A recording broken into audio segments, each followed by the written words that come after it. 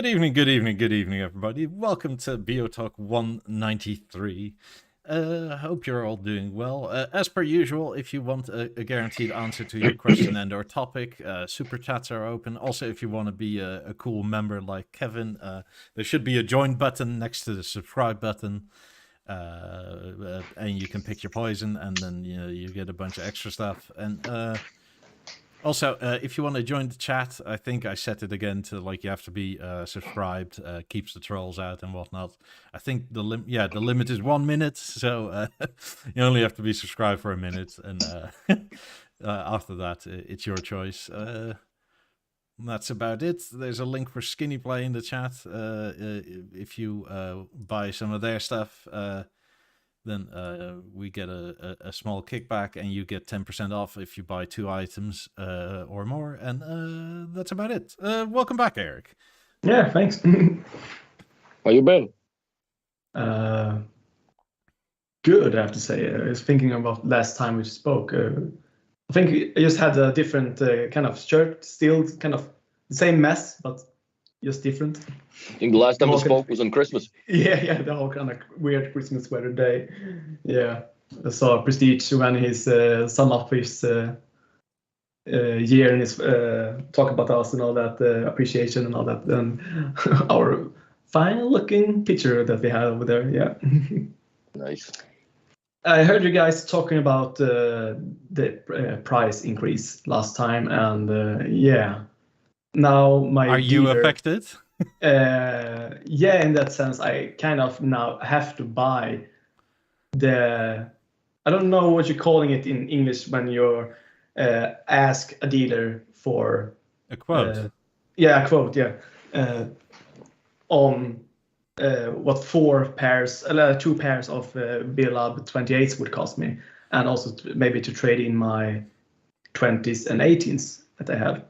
Because if I was to, first of all, I was just trying to, or first thinking of replacing the 20s, because I like the 9s design better, yet I mean they sound amazing, and for me in wide mode the 20s and 28s sound very much the same. The only difference is also that the pro that the 28s have is that they're so much taller and so much more for the whole kind of cinema and music, and there's so very much more technical stuff that, so of course.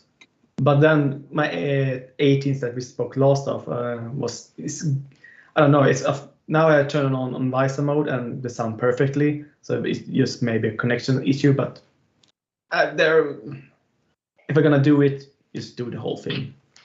Now with the second-hand price market, with the price increase, I get more for my 18s than I pay for myself.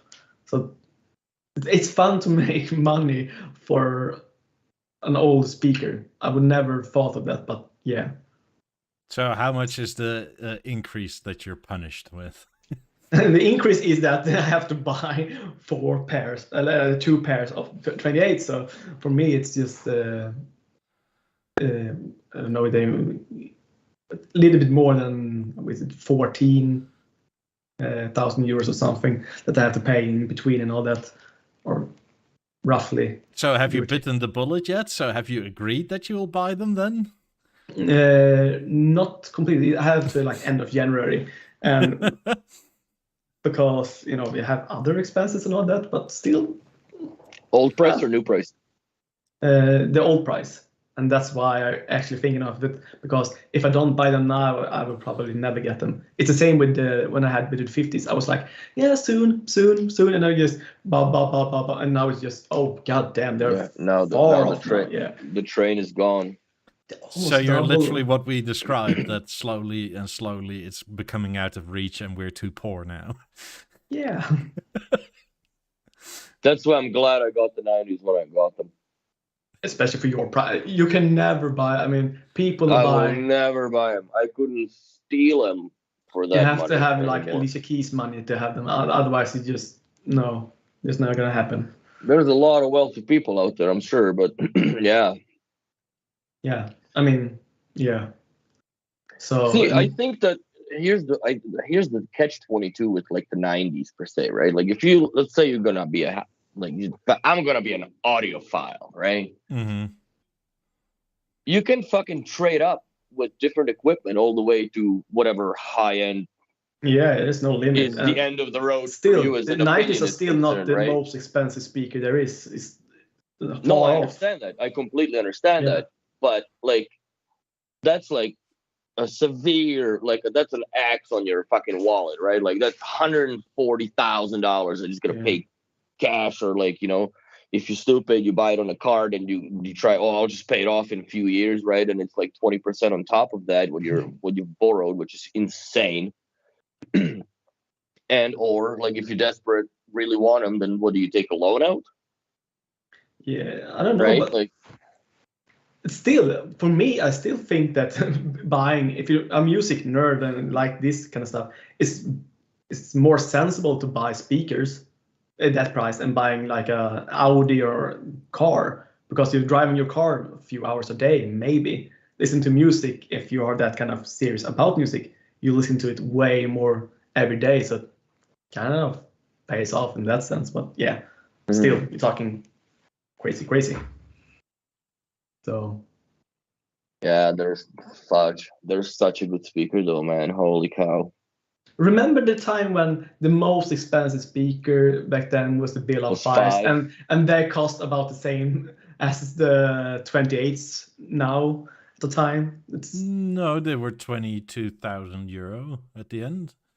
At the end, yeah, but in the beginning, when they were in 2003. What did they start off at? Because I remember like it was like $18,500 US or something like that they started off there. Yeah, didn't I it? think it was 120,000 Swedish kroners, and at the end it was 189,200 almost. And the 50s was 250 or 226 or something. Now that they are up almost to 400, so it just Jesus Christ. Yeah, man.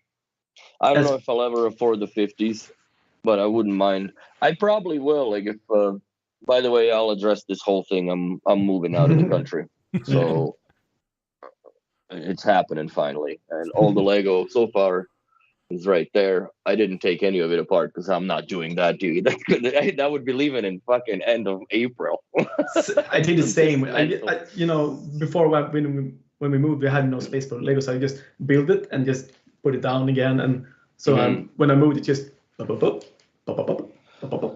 Yeah, all I did is I actually cleaned the dust off of everything, blowed the dust out and whatever, and it's all packed in bubble wrap and wrapped also in black, so nobody sees what it is anyways. But it doesn't, if it jiggles in the trailer or what is it? It's not, I guess it's going to be on the trailer, but so it doesn't slide around. The biggest nightmare is to see if I can get the fucking pots container into the apartment building, like if I'm allowed, you know, to leave it there, like if they, because you know, I don't want to block, like what if it's a garbage day, fuck, right? Like it's a problem. So that's one thing that I'm need to, like, I want them packed up fully, because the best way would be if they let me, like, I don't care if it costs me $200 to pay for the fee, right, to just have the storage container dropped off in like where the moving trucks are in for the weekend. It's way worth it than me trying to take these 90s with the boxes, like, or in the boxes, and drive them with a lift truck. I need to rent a lift tailgate truck, right, to drive it to my mom's house, because that's where I'm gonna have to move all of this stuff in order to pack it into the pots container, if they don't let me do it here. But I don't think that I don't really give a fuck. I'll just do it. What are they gonna? You know, yeah. You can't get fired when you're quitting. Yeah, exactly. My mentality. Fuck. So Ray One asked, "Do you guys still think the 50s are worth it given the current price?" I think they're all worth it. I think it's hard to answer depending on, we do not know if you have the money to spare or not. Because if you're basically tied over a barrel now with the new price increase, then I don't think it's something to go broke over, so to say. I would say that very depending on the type of room that you have. I mean, for me, for my cinema room, I wouldn't. I mean, just buy 28s, but because the 28s fill up so much space, just in that space that they're actually filling, and also that they can actually do so much more than you think for a small speaker. When you have the 50s, you have to have, kind of a larger space to really feel the difference in the money. But when you have the space, goddamn, you feel the difference because, I mean, the difference between the 5s and the 50s are they're kind of worth it, especially back then. It's so worth to replace your 5s for that reason. Oh yeah. Looks like your carpet's built out of Lego. Doesn't it? It looked like it would have hurt like a son of a bitch if you stepped on it. It's so funny. Oh, it's soft. Back in the day, they had...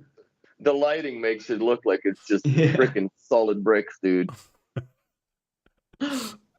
Terrible. Yeah.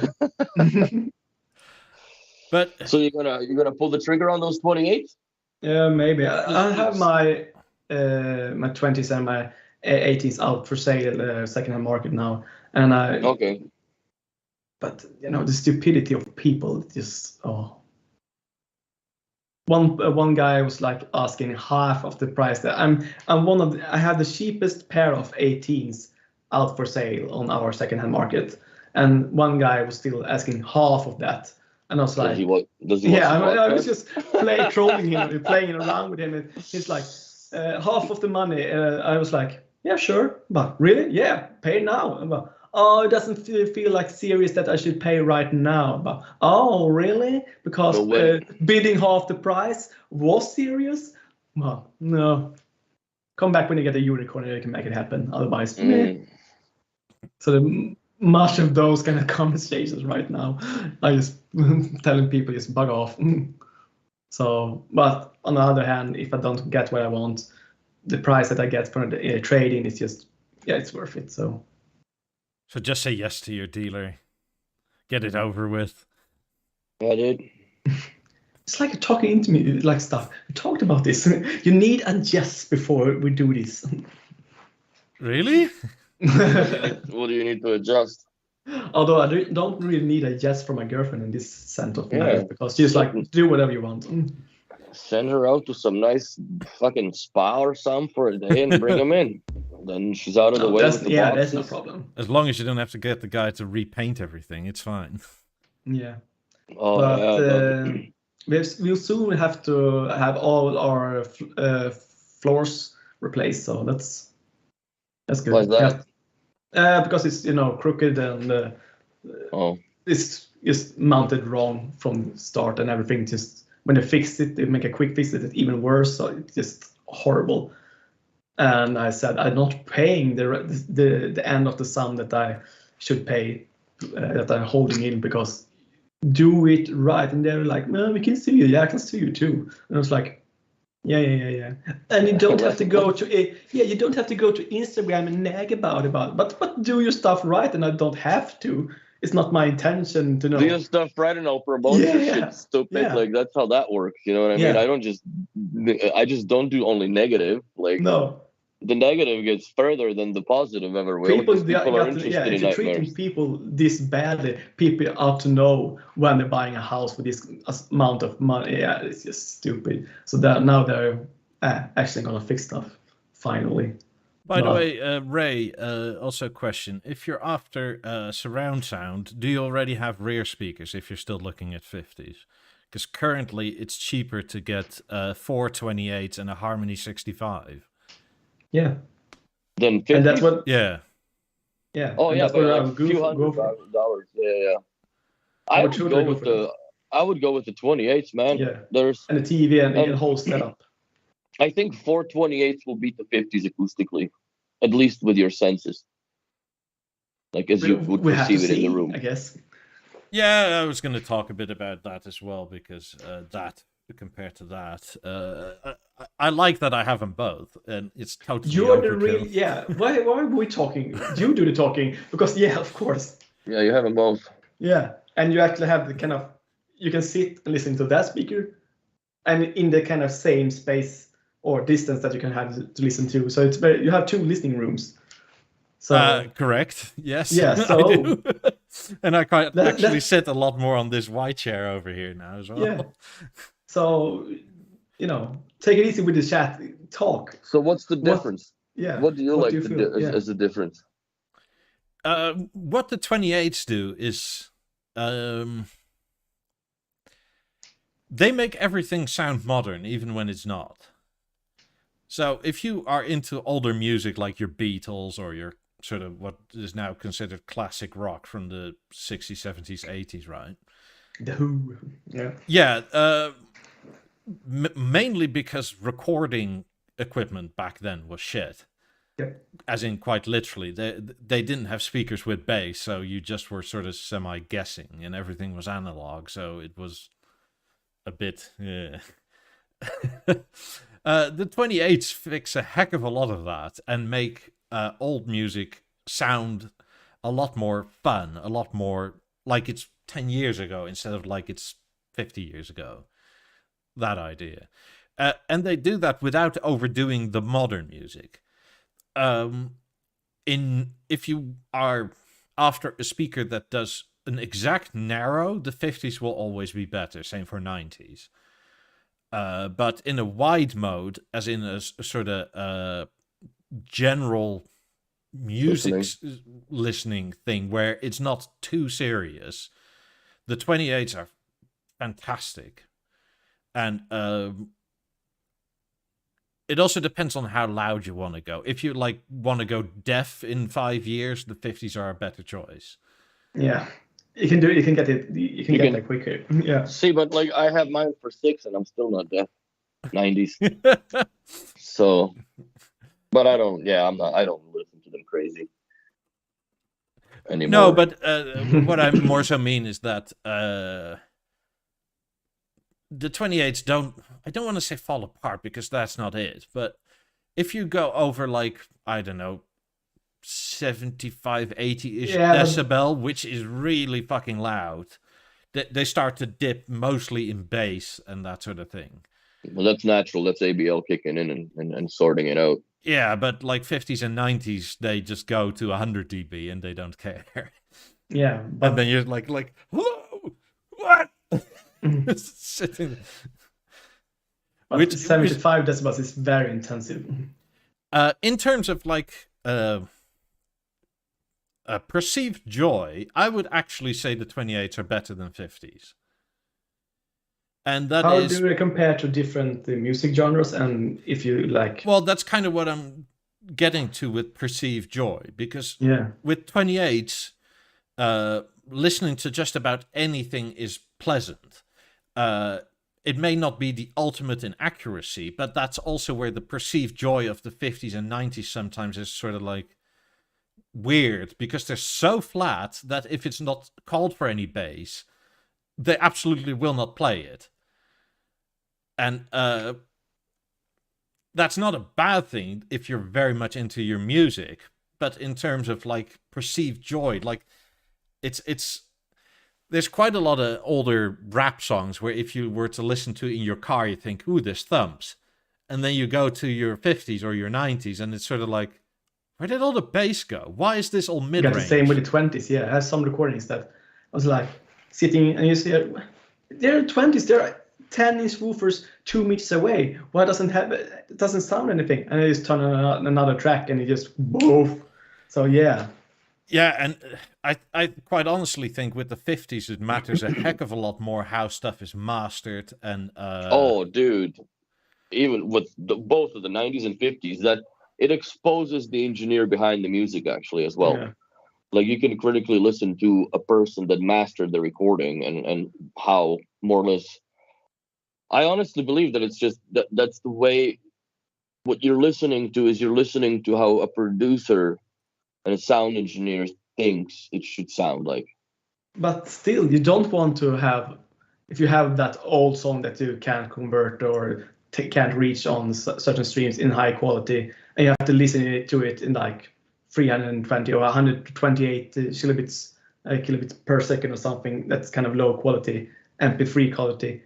How is it to listen to 50s and 90s even? Is it tolerable, or is it just can't It's not be done? horrible, but it is sort of like, ugh, this Yeah. is not It's like, done it's like right. seeing someone with It a light almost on and sounds- 4K. It's just, oh, goddamn. It almost sounds to me like the speakers are behind a thicker curtain, like a thick curtain. That's the detail just gets it's little buffed. It's lost. It's like talking in your teeth. Yeah, but then I played like 192 kilohertz, 24-bit files that I have on the hard drive here. I pulled up just for the shits and giggles. That is very different. That detail of it's insane what they can do with that sound. And so with 50s, I'm imagining, but it's just it's insane. It's very hard to describe, and they really get in your head no matter what. Like the 90s and 50s, that's a virus you catch forever.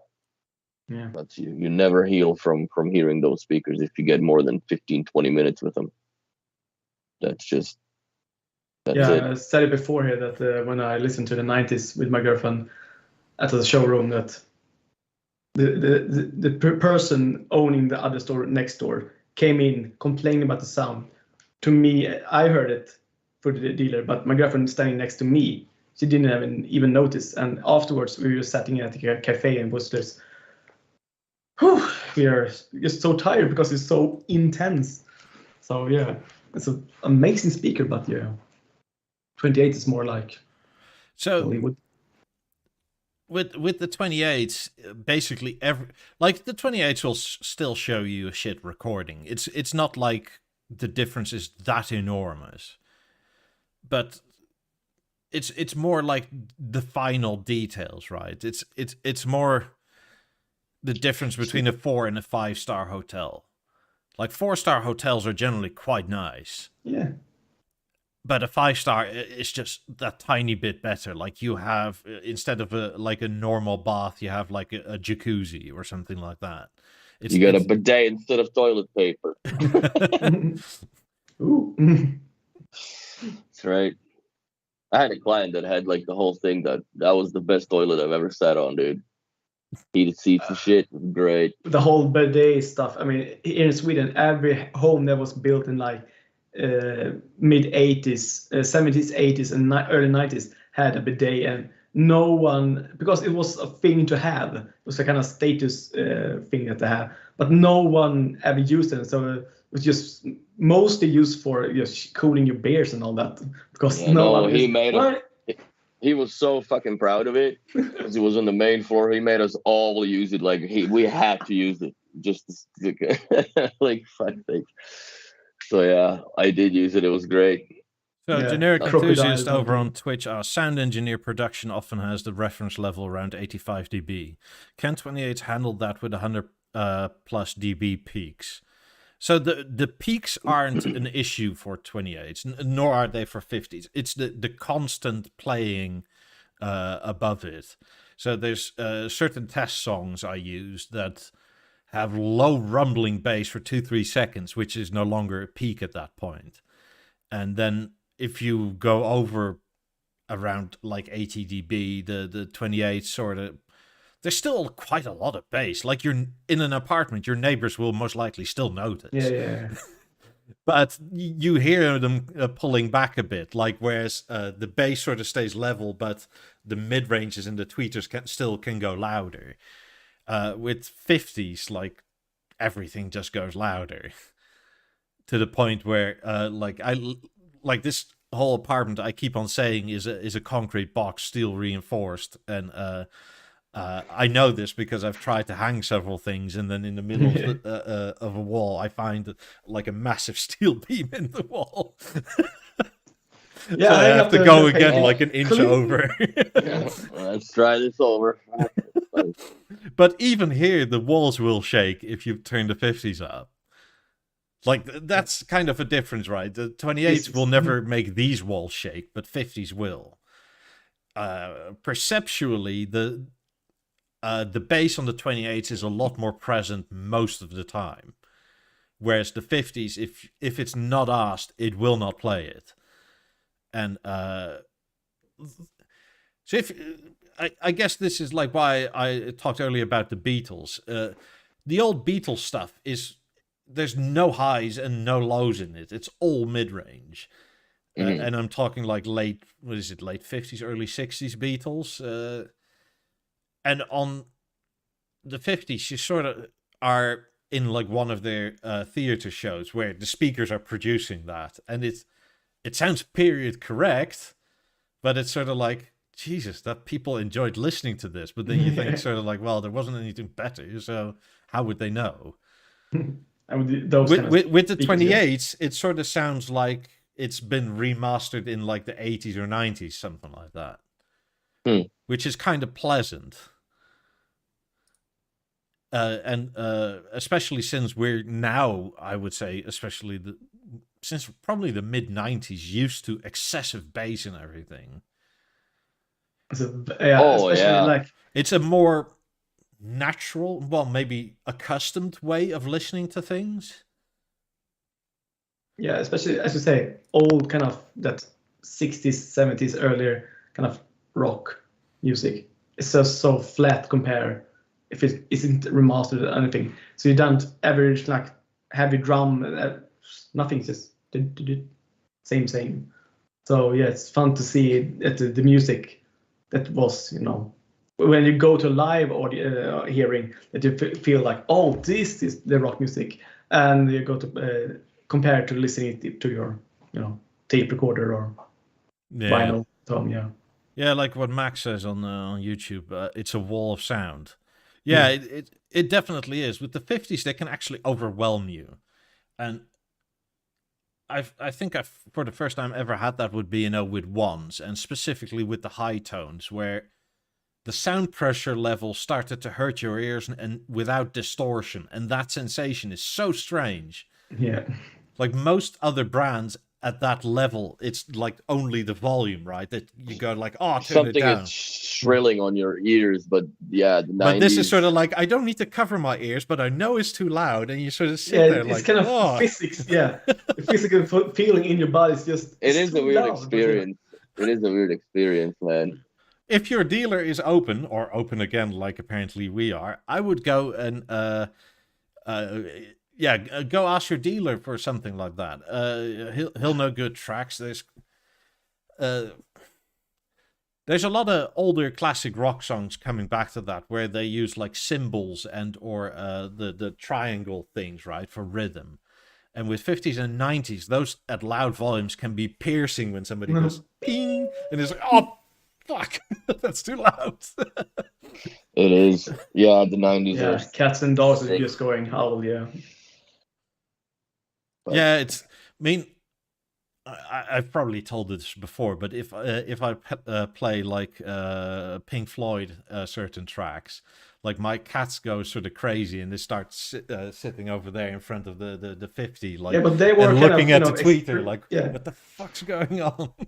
They was experimenting with stereo and weird kind of sounds and hertz and all this kind of weird stuff. When you're I'm sure there's shit that you can only hear when you're on acid. Yeah, it's probably like those frequencies that open up to your hearing. Cats are tripping out because. Yeah, but yeah, Pink Floyd is awesome. I'll never forget playing Time for the first time on the Pentas with my 5500 system, and when those fucking clocks went off, oh dude, that was insane. That became my alarm clock for a while.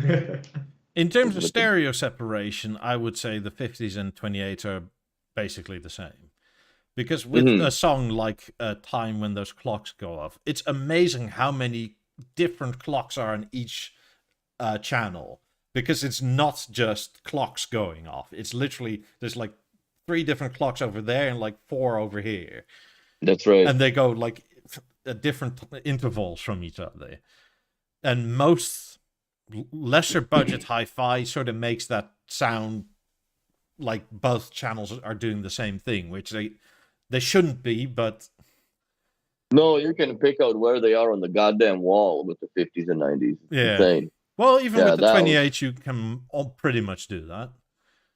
It's in the narrow mode? Well, even in the wide mode. It's maybe with the 50s you can sort of go like, okay, there, and there. With the 28s, it's sort of like it's there, and there. So it's and that's the difference in accuracy. Whereas like you could like snipe them with 50s and 90s. With 28s, if you use a shotgun, you'll hit them, so to say. Yeah, no slug. No slug.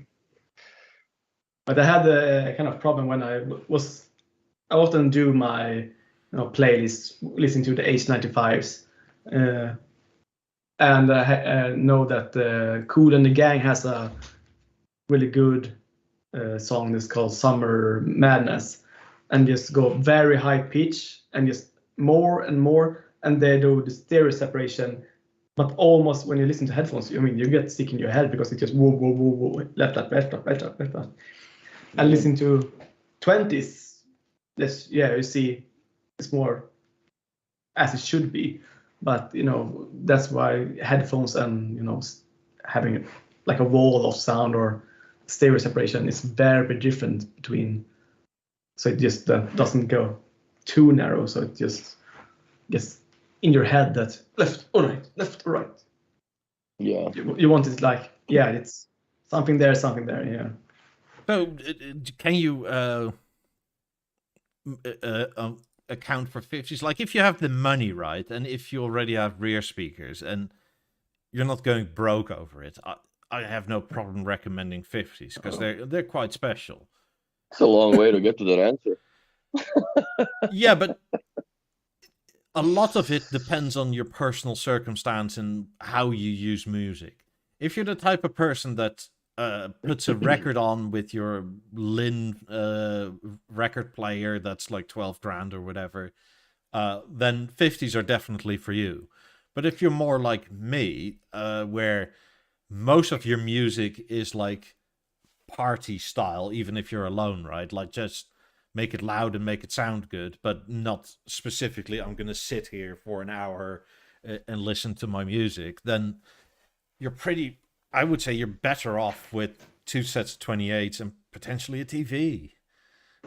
I feel that if buying 50s or 90s is the most, if it isn't the most expensive buy that you do, then buy them, because you have some people that buy this stuff has, as you say, they have maybe a record player that costs more. They have a sofa or something else in the house that costs more, a painting even, or Rolex or something else. Don't buy your type of sofa. He still hasn't gotten it anyways. No, week 10. I mean, I got this lamp instead because it's delayed even more. Do you want something else? I want the lamp. I want the lamp. Here's a lollipop. Yeah. So when are you gonna get the couch? When? Yeah, when? Do you know? March? April? Yeah, March. So that it will be a year since I ordered it. And if you order a sofa now, it's a year and a week. So I'm maybe. How are they in the business when it's a year delivery? That's unbelievable. Just make sure that I ordered the sofa in March. I ordered the car in late May, and I got it in November. And there you have the whole kind of half conductor shortage and all that. But I still got the car. I also came from bloody Korea on a boat. Yeah. It was on the boat for a whole month. Yeah. So that happened. Where did they make the sofa? Yeah, it's a French. They have to have summer days off, and they're not a big company. At 2 p.m. Mon baguette. All right, on.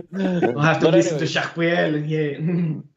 So back to that. I would probably buy the Harmony with 2 pairs of 28s instead of 50s, man. I think it's a way better as Michael said, depending value.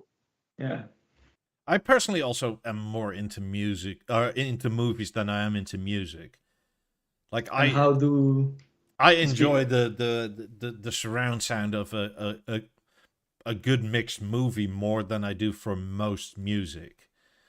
I mean, first of all, most music isn't surround sound, but just that dynamic range that most movies, especially modern movies, have. have you I seen like the that. latest Dune?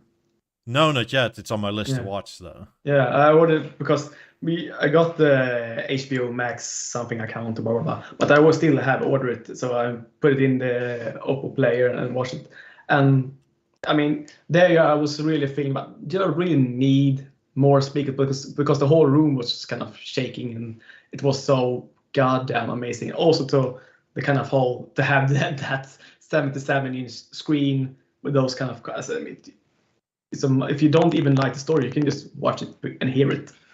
Sit there and just. No, I like I'm Dune. I debating- watched the Yeah. original movie. Yeah, and this is just amazing compared I to mean, the original is kind of strange because when it was filmed. Lynch.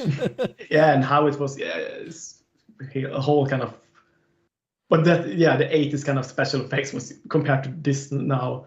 This feel like it's a real. There is the whole kind of weird stuff they're doing is real compared to back then. So, but yeah, it's a masterpiece for the ears and for your eyes, and will be interesting to see what you will think of it when you have all of it.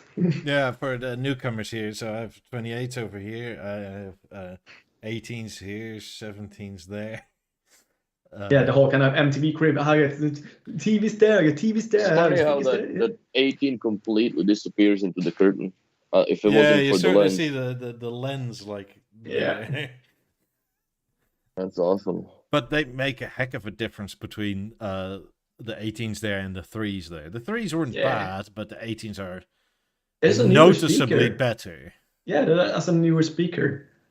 And sometimes I can actually feel that listen to the 5s and listen to the 18s, that the 18s has a much clearer, tweeter sound, and the highs is much more cleaner and feel very much more modern because they are. So nothing wrong with that. Although 5s can just sound natural as it should be. So stuff happen in technology, especially with sound. The speaker. I just look at the 28s. It's just almost a MIDI 50s. Just Yeah, 10 years ago, like 18,000 hertz was high, and now, what, 50s and 90s go to 40,000 hertz or something?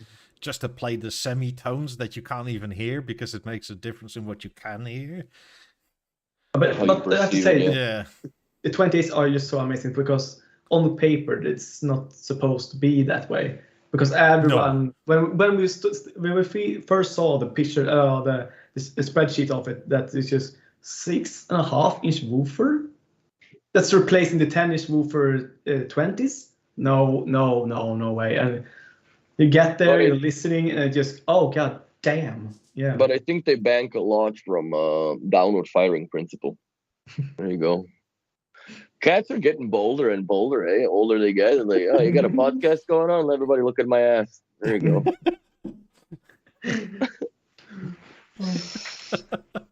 I just think of Robin Williams. Robin Williams did a stand-up thing with the cats, and he just said, "Look at it, look at my ass."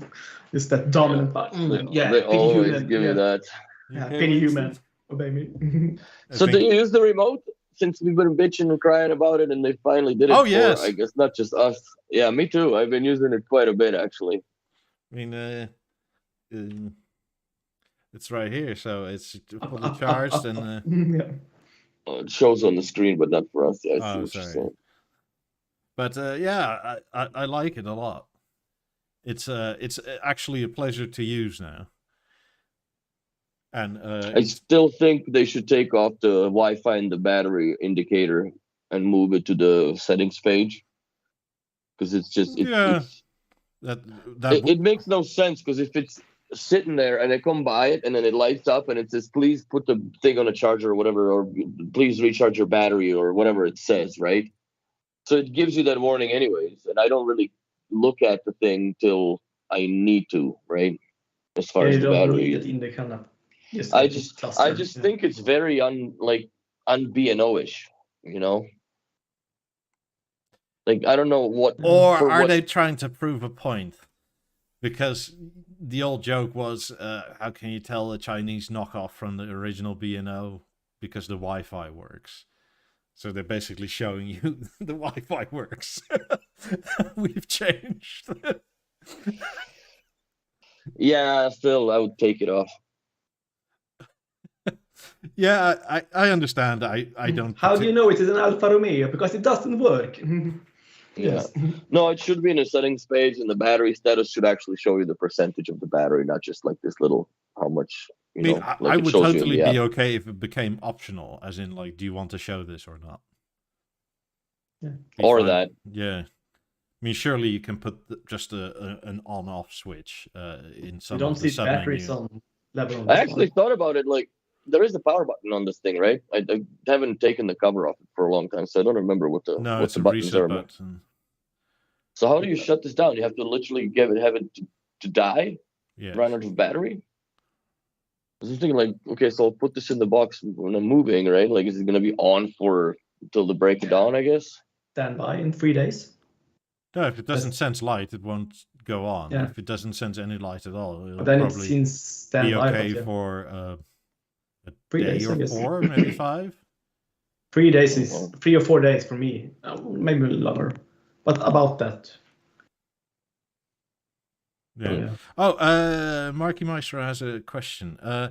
Short Neo vintage talk. Yeah, well, we may have to resort to that in like a year's time with these price increases anyway. BeoPlay A8, AirPlay 1 capable, is becoming dirt cheap used market.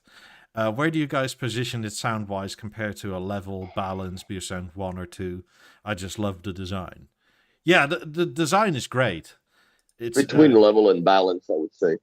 But just like this, no parts available. So this is a very nice boomerang, I guess. But for me, I like the A8s, not these ones, but that one. The Beosound 8, yeah. Yeah, I like that more than the speaker that you're just showing, the A6 or. A6 sucks, man. I mean, it has more plastic sound compared to the A8, so yeah. One thing to remember, though, is that AirPlay 1 and AirPlay 2 are not intercompatible. So if you have a bunch of other stuff, that needs to be also AirPlay 1 compatible. If you want to, like, multi-room it over AirPlay. Mm-hmm. So, yes, I very much like the design. I wouldn't be offended at all if they updated this in some way or another. No. Because this and Bowers and Wilkins, Zeppelin was kind of the head-to-head competitors, and I always like this more. And you know that I like other brands sometimes. That thing was a funny thing. I'll never forget. Like, every time I see the, I guess let's call it Beosound 8 for the sake of vintage, the first thing that pops in my head is Daft Punk Random Memories album, because that's when it came out, and we just slammed the shit out of that album on that speaker, and a lot of people bought it. 2013 or something. Yeah. So that was. When was it that BeoPlay was released? Was it like 2011, 2012 or something? I think it's 2012. Yeah, but then, the funniest part about that was that a few months later, or not a few months later, about a year and a half later, people started coming back with the freaking remote not working. Yeah. And I'm like, all right, open it up, and it's double or 2 quadruple A batteries. I've never even seen these before in my life. And so yeah, the quest started. We had to search for batteries. You can buy them, I guess, in a little battery shop, whatever. But I never even conceived of that there's a quadruple A thin batteries. No, they're quite rare. You can find them, but they're not common at all. No, and that's what was in the remotes of these things. In terms of sound design, these do have a massive advantage versus a Beosound 1 or Beosound 2 in that they're forward firing. Yes, and stereo. Yeah, the Beosound 2 sorta is. I haven't heard it in quite a long time, so I'm don't fully remember how I would rate it, but it's definitely not a level. And that's partially because the level has all the modern tech for room compensation and that sort of thing. Yeah. Also, but the Beosound 1, you don't place it in front of you and sitting like stereo listening. You have it in the background. So yeah. And promo code SkinnyPlay. Thank you, Max, for reminding me. Yeah, they did a whole bunch of nice stuff with them. I might get me a level cover, maybe, if I don't sell that level, which I'm thinking of doing. Less to pack. I mean, yeah, SkinnyPlay always does a bunch of nice stuff. But I mean, if you want one as just a, I don't know, kitchen sound or whatever, that's too crazy for me. That's too crazy. Little propellers and shit for turbines. That's too much. Ooh. I don't know which one I would go with. Should we do the WILLIE special on this one? No. We're not doing that. Put my fucking face on shit, dude. Don't do it. No. Yeah. Here, custom design. We can have your face printed on it, and SkinnyPlay will actually help us out extra with that. I know they would, because they already like, no, don't do that. Don't put my face on these things. Yeah, no, we're not doing this. No, it's correct. We shouldn't do that on an A9. We should do it on an A9. Yeah. Oh God. Everybody should take a selfie, and you should do it in what are you using for Microsoft Paint? You should put us together as a group photo. That'll be sick. With like such a butchery Photoshop. Oh Christ on a cross. Yeah, no, that's funny. Cool stuff. I like this design. This is still very much part of peak B&O design to me. Yeah. As in, and although this was a kind of this wasn't a BeoPlay product, or it was, right? Not really, no. No, because it came out as Beosound 8 first. Yeah, but then it was the S8. Someone took over for it, or no, BeoPlay A8. That's what it was called afterwards. A8. But what was it, the first of all? Was it the was called S8? No, or is it just tripping? The S8 was the little hub for the TV. That's right, with the black subwoofer and Thank you, B&O, for all these names that are so close together that make no sense at all if you don't know the... They've done it for ages, yeah. Yeah. Well, and I don't like the reusing of the names, too. That's another thing that it's, why is Beosound 1 and Beosound 2 again Beosound 1 and Beosound 2, right? They should have called it something, I don't know, Beosound Cone. What's this Beozone thing? All the tech specs? Yeah. Yeah, and there is a mini USB connection on that thing. So you could technically feed it with USB. Yeah. Or just get a cable from Steve or a line in. Yeah. Works well. Yeah. RCAs, and that's it. You're laughing. Put a core on it, and you have an AirPlay too. Yeah. Speaking of the core, somebody on the forum asked us to specifically go over that tonight. As in, when do we expect it to become Mozart-ized? If that's a thing. I don't think the core is itself will ever be Mozart. I think that they're just going to come up with another product, hopefully a little more shinier than core, a little more displayable, something that's probably, maybe even you can put it in a wall bracket, like I the old hope converter. And agree with you, yeah. Make it a little more sexier. Maybe put a display on it. I don't know.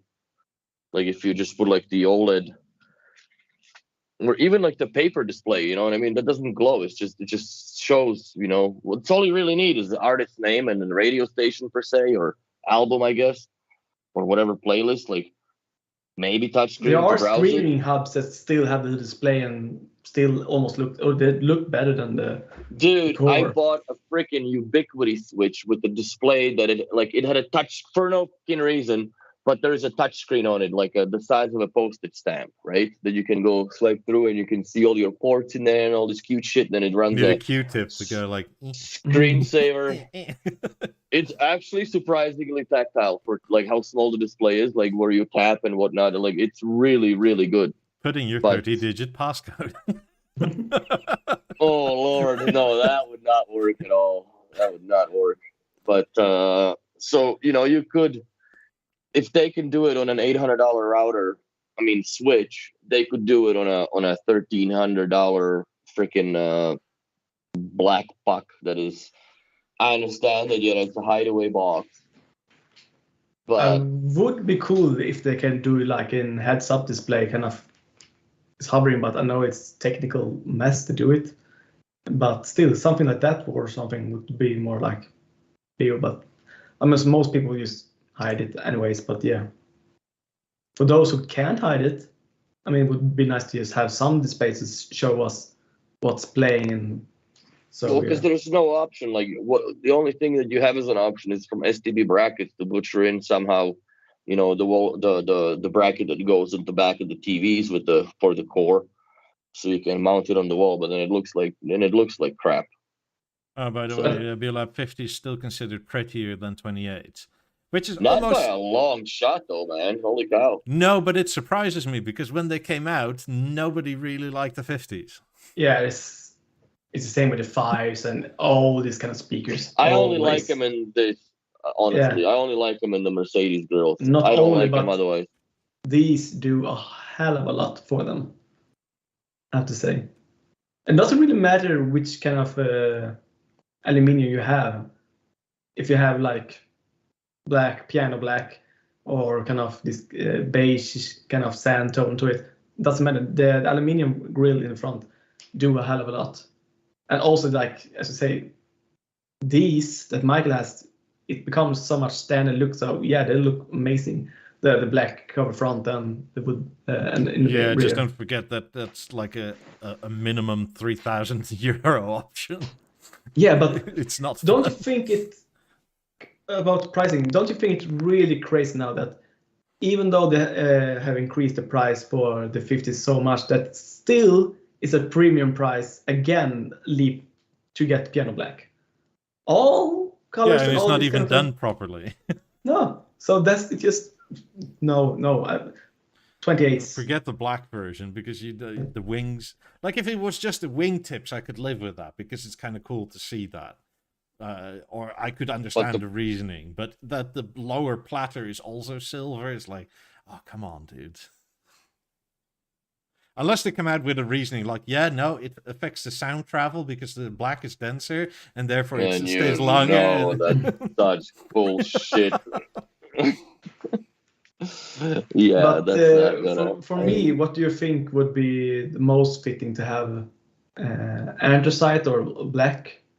Because I'm thinking of having the matte black wood covers for it, and also either to have aluminium with black covers, or to have For your room Black, specifically, yeah, that dark or black blue, on I black. would go aluminium. Yeah. Just, Because get some on the side contrast you in have- there. Yeah, but either way, on the side I have the black on black 17. So almost we can look the same, or yes, you say contrasting, because I like when I go through the room and to this room. You Now don't pass even it. notice the 17 though.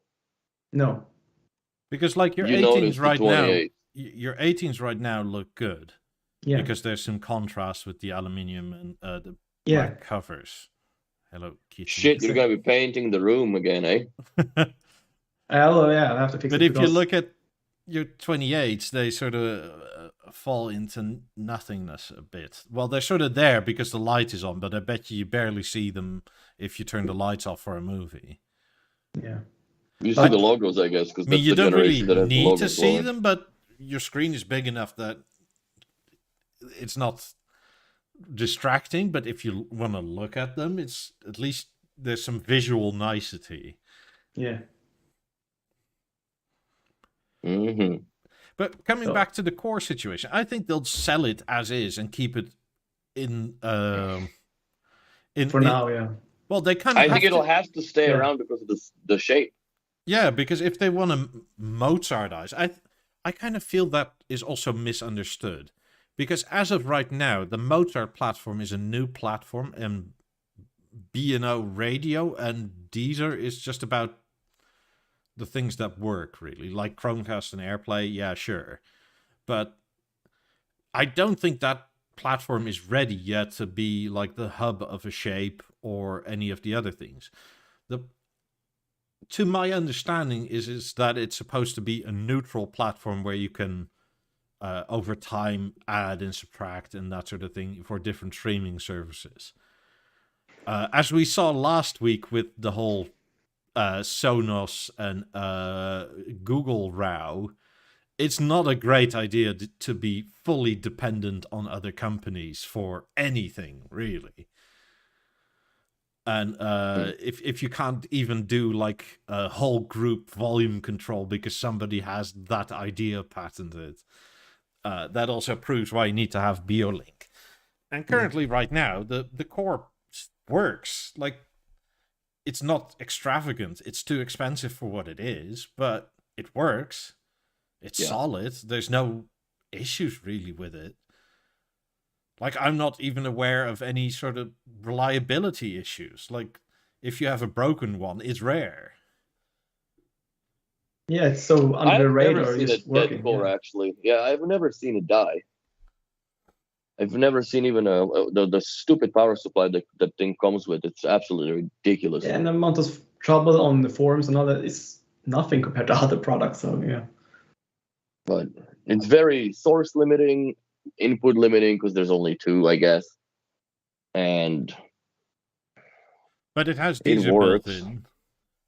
Yeah, as a streamer, it has TuneIn, which is in the B&O sphere the most used. I understand that people potentially want Tidal or something else, but as of now, you can't have that with the Mozart platform either anyway. I mean, you can stream it AirPlay or Chromecast, but you can also do that with a core, but that's not ideal if you're chasing those last few bits.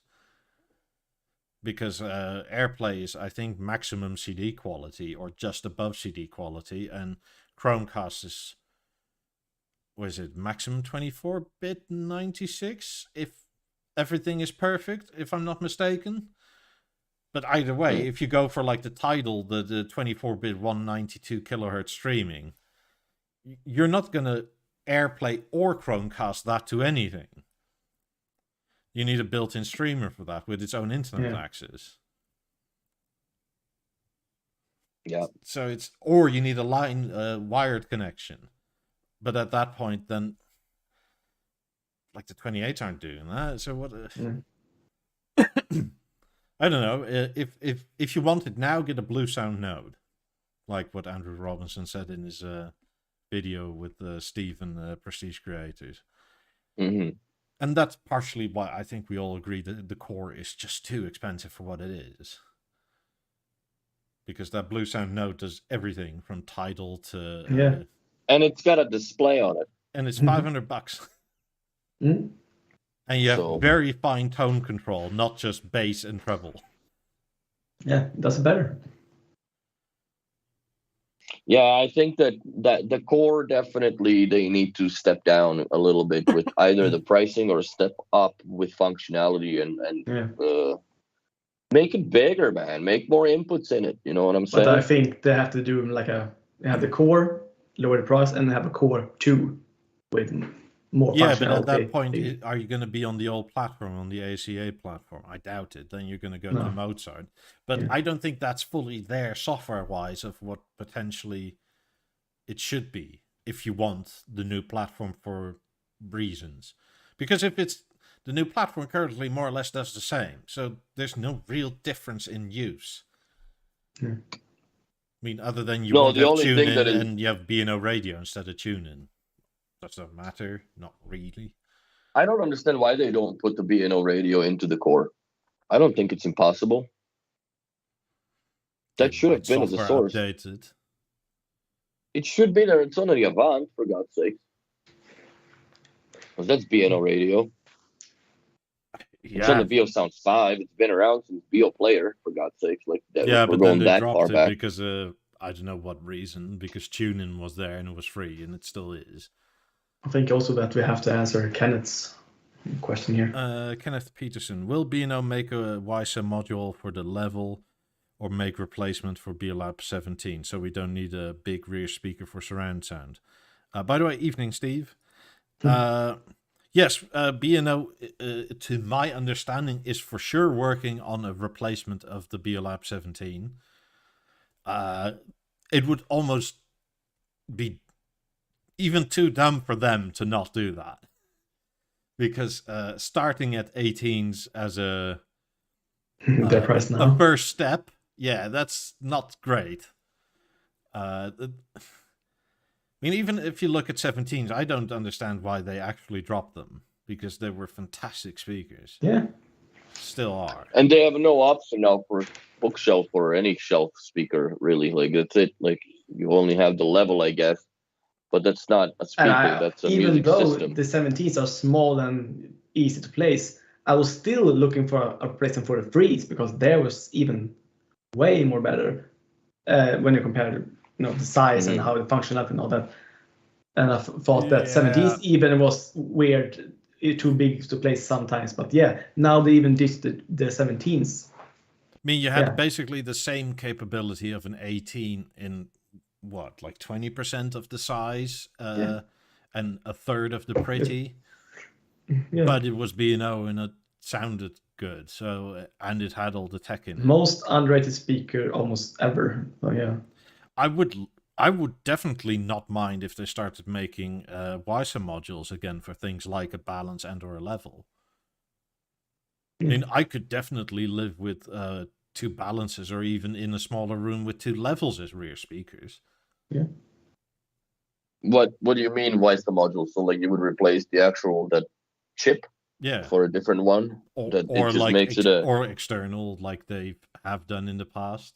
With this whole kind of hockey puck where it's rectangular in it, WISA.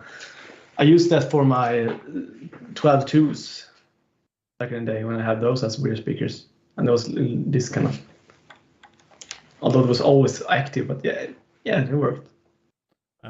Steve says I would rate BEOLAB 17s above 18s for sound personally. Yes, I agree. I don't disagree, but it depends on what you want to do with them. For music, yes. For TV and normal use, I'd get the 18s. Because the 18s are better with voices. Yeah. People say that, and I have people always say they are suing because of that. Yeah. And depending on who you are, but for most, I'll say try to listen to 17s and 18s and that acoustic lens if it does so very much, and it does really. So 17s are. I would take 17s over the 18s. The only reason why I have the 18s because there's walnut on them and freaking love wood. That's it. They are much sexier first, speaker. Willie loves wood. Oh, they haven't heard it here first. They've heard it over and over again. I love the wood on those speakers. The 17s I've had, they are much better sounding speaker, or were, I guess. Or at least you get the wood. I was just the 17s didn't hear, as most people didn't properly hear them at dealers. So I was like, yeah, I get 18s, and I get them in aluminium and black. It's not even walnut that you had. I was like, yeah, it's good for rear speakers and all that. Amazing speaker. But yeah, back in the day now, if I would change it, I would just go 17s all around. Because, yeah, why not? In terms of total package, including what they were going for, yes, the 17s are a better buy, but the 18s are a lot prettier. Yeah, and that's the reason. I mean, B&O can attest to this. Aesthetics matter. Because they were selling 17s to 18s about 9-to-1. As in 9 times a set of 18s and one set of 17s. And I think that's partially why they dropped them, because either it was dealers not appreciating them properly, or it was people really going, but they look like 8000s, they look like B&O, therefore I must have this. Yeah, it's classic. It looks better, therefore it is better. So many kind of middle-aged couples go into Bang Olufsen, say they want stereo speaker. They get the 18s in wood, and sometimes the guy comes back and I want a bass, but that's rarely. And often they're just standing at home collecting dust and almost, or listen to Spotify or something, just me in the background. They're not using it to their full potential, but yeah, that's why the reason people get it. That have the money but doesn't really care. Matt says, I find the 50s on DIFM, don't know what that is. Ultra HD sound kick ass. Exactly. 50s are fucking fantastic. But it's kind of the same problem, really, if you go to 90s, right? The 50s and 90s are sort of worlds apart, but for general use, not that much, yet you still pay 2.5x more. On that, I have to say that back in the day when 9s and 5s were the biggest speakers, and also that price increase that many people always, and me myself, when I had the 9s, that why should I pay so much more for when the 9s are this good? And when you actually bought the 5s, I was like, of course.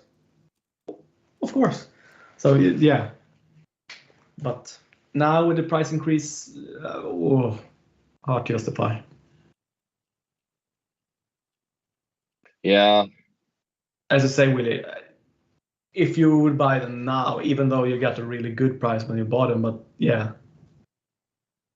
Would you? That's why I'm debating, like, after I move, I'm gonna probably get I think I'm gonna get a 77-inch Harmony is what I'm gonna get, because I might leave the Avant behind here. Make it a bedroom TV. Most likely you're gonna move bigger into a bigger place anyway. Yeah. I was looking at 1,100 square foot, so the 300 square feet more, I guess. 2 bedrooms, but I don't want the TV in the bedroom. I will put the shape back up. Put the TV in the second bedroom. You can have us playing on the Avant behind you. Yeah, I guess, but that's encroaching into my shelf space, which is going to probably expand quite a bit when I move. Hopefully they have different furniture stores there too, so that's good. Or maybe Brandon still needs a TV upgrade in his bedroom, because he still has a lonely 740 there. Yeah, the point is that I don't really want to take this TV from Calgary and ship it, because if I ship it with me, then I take the box, and then the box is gone, and then all the people that will need to get the boards replaced and stuff, they're fucked because they don't have the box. And I don't want to really ship a box back from Florida. It's stupid, right? Why is everybody road trip? Why is everybody moving to Florida? I'm not against it, but why didn't I get the memo? Well, you can come too. I would love Florida. I mean, it's probably too warm for you. No. You're too pale. That's one thing. Get fucking sunburn. I guess most of us are, but get a sunburn in a hallway from the airplane to the terminal. I would like some kind of moist heat. I mean, that's my kind of love it. Moist heat. Yeah. Yeah. Compared to like Arizona, is just dry heat. It's just completely different. Want that humid air. I think you're underestimating how much hotter Arizona is. Yes, it's dry heat, but it's also like 10 to 15 C more. Yeah, dude. I have till Wednesday to make my decision for Arizona. To put it this way, right? In Arizona, it's not uncommon that it's like 45, 47 degrees Celsius in summer. Yeah, no. My old neighbor worked for Volvo as an engineer, and the old 740 series of Volvo, he was the engineer, was kind of having a small kind of thing with the humidity in cars. So they traveled there, and they drove in for 3 months, cars and all this kind of stuff. And yeah, in Arizona, just to see how they cope with heat. Then they go to the next state and where it's humid as fuck, and you just try it there. So yeah. I mean, if it's hot in Florida, it's like 32. Yes, it's humid, but at least you're not like bloody cooking. Cooking to death. I mean, it's not like walking into a sauna. I know you have saunas over there, but usually when you go into one, there's snow on the ground. And Yeah, you there have it's a like, choice. oh, you walk outside, it's like, oh, if I do this, I'd like drips. So I have to walk like that because then it evaporates. Yeah, dude. Compared to Willie, I'm really doesn't like the cold here. So I really like the warm weather. I wonder how it would be for Willie. It's -20 and Canada snow and all that. And he's out in shorts. How he will do it in the 32 heat. Yeah, the shorts won't get any shorter, my friend. I tell you that. I'm not gonna walk around in a fucking thong. Banana hammock. Oh, you won't be Banana the only hammock. one there. Yeah. Freaking David off people at cigar. Walmart. Just this is my life now. That's right. This is me. Rub on freaking what is it? Sun tanning lotion. So thick that I look like an unbuffed car. Yeah, reflecting. Yeah. Congrats, Flores, on buying an A9 Mark IV. Nice. By the way, does Florida has many Beosound dealers? One They dealer, got a one huge pro one. partner. Yeah. Get close. Yeah, so There might at be least a few there's more stores options. coming up. Like B&O in America is weird. If any Americans here, I feel for you because it's like coast, and nothing. Mm-hmm. You saw the Andrew, what's his name? Robinson's when he talked about prestige covers and all that on the old photos. He talked about Beosound back in the day and have kind of same feeling even here in Sweden. There was kind of everywhere, but often in some part of in Sweden, I guess other places also. But yeah, now they're just, especially in North America, it's just weird. I think he used to live in Colorado at one point, Andrew. So Colorado has places that are quite wealthy and upscale. So it's not surprising he lived near one.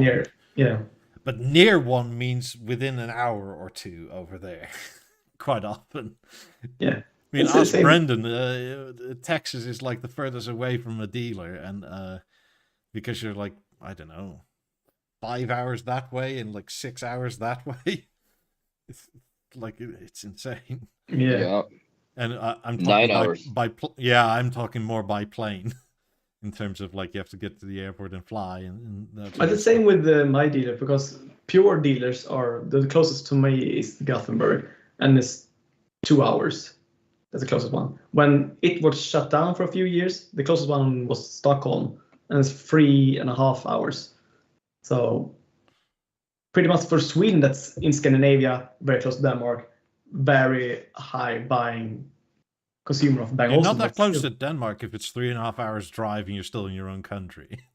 But yeah, it's 4 or 6 hours. I'm close 6 to hours Germany drive. because in like an hour and 45 minutes I'm in Germany. But it's 6 hour drive to Denmark, and it's 4 hour drive to our capital, and yeah, it's closer for me to go to Oslo, the capital of Norway, to go to my own capital. Steve says, I love the UK. My dealer's 30 minutes away. Yeah. Mine is 10 minutes away. No, but Small UK has countries. UK did shut down a lot of dealers though. They had like a lot. I think they had over 150 at some point, if not more. Could be. It seems like we took them all because I have like 8 dealers within an hour's drive of me. Yeah. That's insane. That how inadequate some regions are and serviced. They have the Or Swiss company, underserved. the Expert, the kind of electronics shop, that partnership with Beosound. So I had that closed for a few years, but yeah, they closed in 2015, 13 or something. So. Yeah, that we used to have that here. Garrett from Winston says I have 3 dealers within 45 kilometers. Yeah, me too. Well, more than that actually. You must live up north where there's nobody. Oil branch. just B&O dealers. I mean, Wow. Amsterdam is like 45 kilometers from me, and that's considered far away here. Yeah. That's walking distance here. Yeah, for Americans, that's like 28 miles. Well, that's like a marathon, right? Yeah, 42 kilometers. Yeah. Yeah, Chicago used to have a dealer. Chicago used to be a hub, man. That was a training center. Like that's where I started my B&O career, was in Arlington Heights. I mean, Chicago used to have 3. Yeah. They had one on the Magnificent Mile. They had one in Arlington Heights or something, and then they had that Pro Partners store. Well, the Arlington Heights was more or less a store that was within their own office environment. That's where they used. That's where I was trained as a salesperson back in the day. But yeah, they had. I think Lenny Kravitz used to just go to that particular location because there was nobody there, right? And he was buying shit off of them. The weird thing for me was when I was in London that our friend showed Bang Olufsen store, the Bang Olufsen Knightsbridge, super high-end store.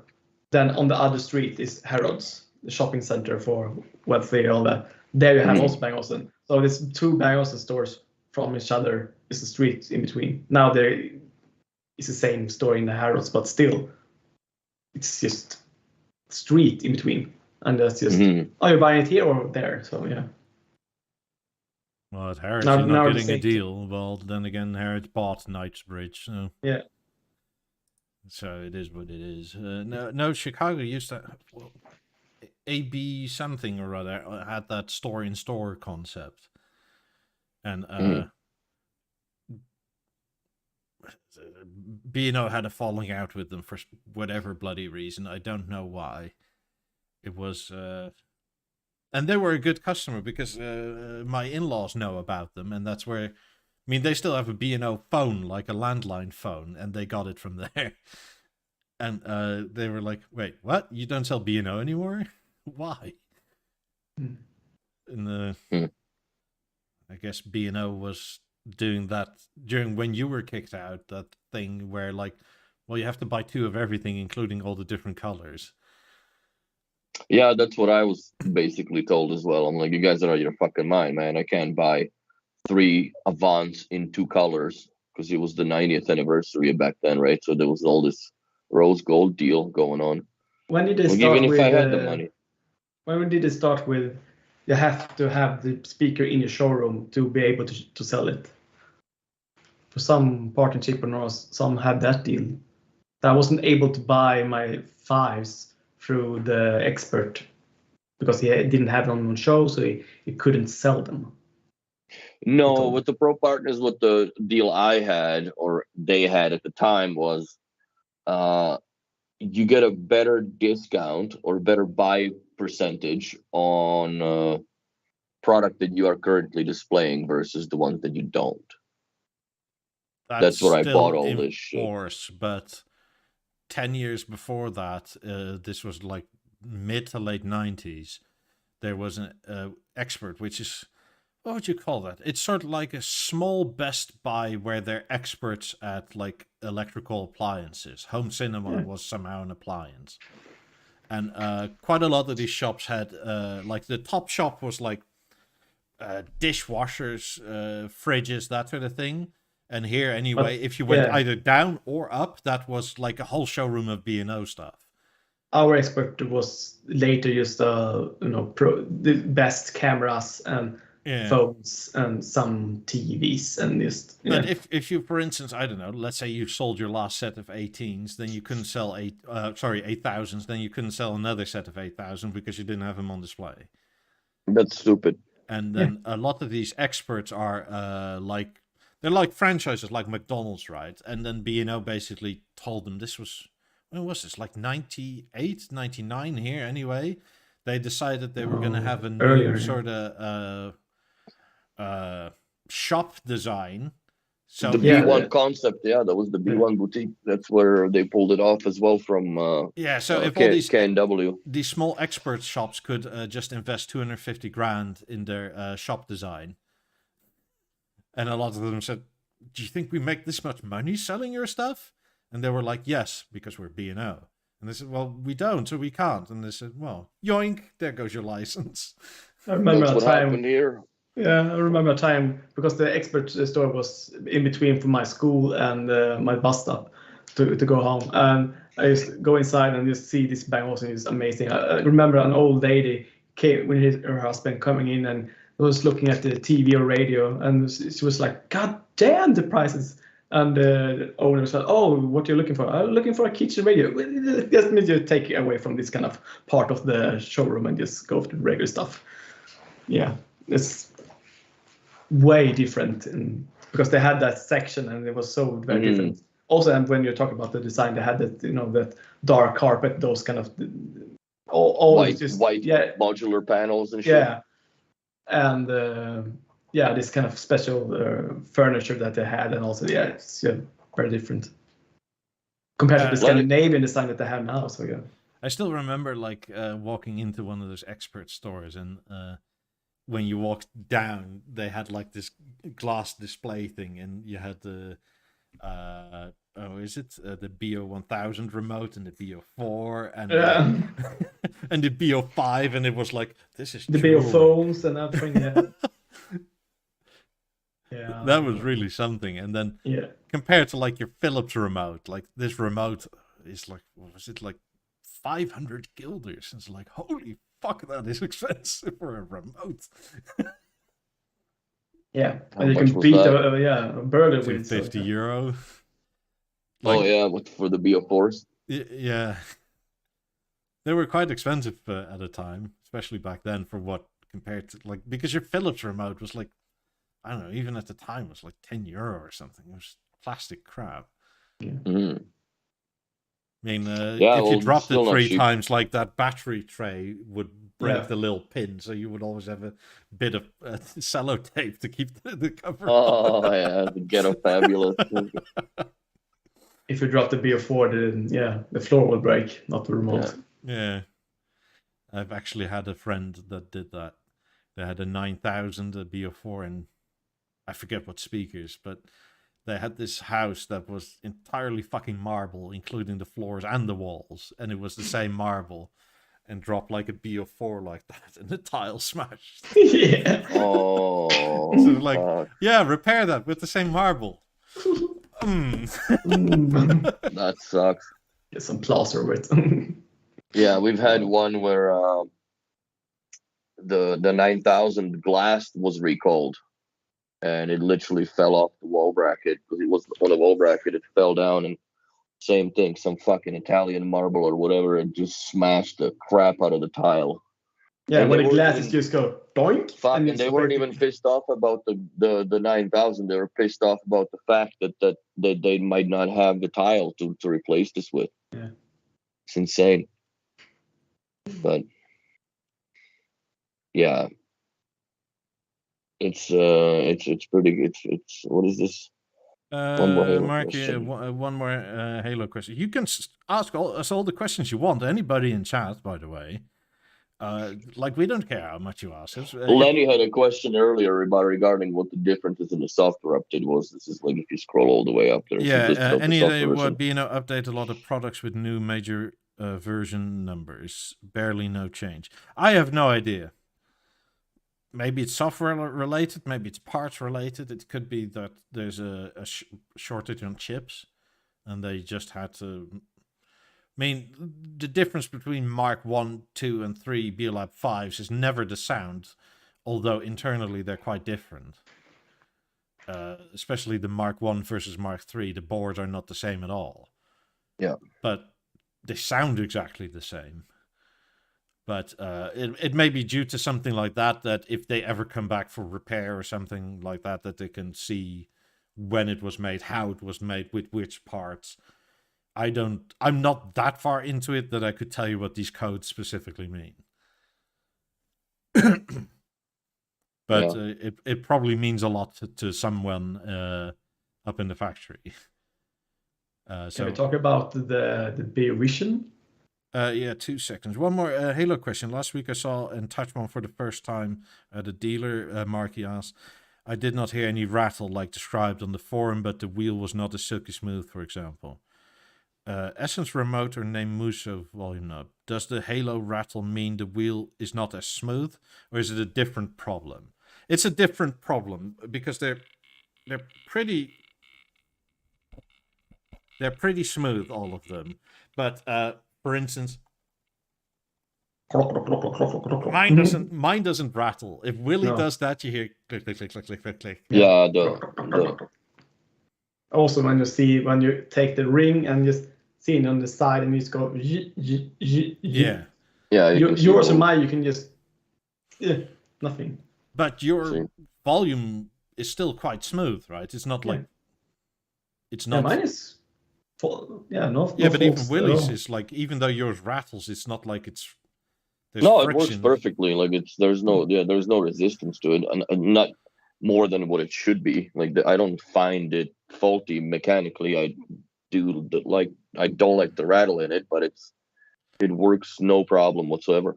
Marky, I haven't touched the name Muso volume knob, but Generic Enthusiast over on Twitch says the Muso is as smooth as shit from a duck's ass. I don't exactly know what that means. I haven't inspected apparently duck shit as much as Generic I have to Enthusiast experience has. it to know that. But in terms of volume rings, I do like my Essence remote. Although compared to the Halo, it's kind of weird that, like, in terms of volume control, like this is a little on that. If you did that on a Halo, it's like muted and off. So if you want to turn it up a lot, you have to really do like 2 full turns, versus the Halo is more of a wrist quarter. leg. Yeah, it's a quarter turn, and you're up 10-15 notches. Yeah, you hear the kind of radioactive clicks, click, click, click, click, and then it's just fine. If you go and just go, boom. I mean, in terms of this is a lovely remote to use for most things. It also works with your A9 or balance. Does it work with the balance now? I'm pretty sure it does, right? Yeah, it should. Yeah. It should pair to everything. Yeah, even the Beo player, I guess, if I remember it. Well, it's got IR blasters in it too, so it can control all the way down to freaking 9,000 per se. So, I like both remotes. I can't much say about the name Muso volume knob. Generic Enthusiast, I think, works with that stuff, and it seems like he also prefers the Beo stuff. So, that doesn't mean it's bad. It just means it's different, and it may not be as nice to touch. But it's probably plastic. Most likely, yeah. I would say. Yeah, it's a different resolution of what means what. It's also quite a lot larger wheel on the Halo, obviously. Yeah, but I like the Halo, but if you're can you pull up a photo of it? Then name. But I guess the Essence remote has been around since Beosound Essence, because that's what it was called after. But because of the delay in the streaming back in the yesteryears, that's why they delayed how slow the volume ramps up. Because sometimes people press play and they like instantly want to be gratified, and it's not working. So they start cramming it, and then once it, the signal comes in, you're at 75 or 80% volume, and you shit your pants. Yeah. But if you flick your wrist down quickly with the Essence remote, it will turn down faster. It'll always turn down faster than it'll ever turn up.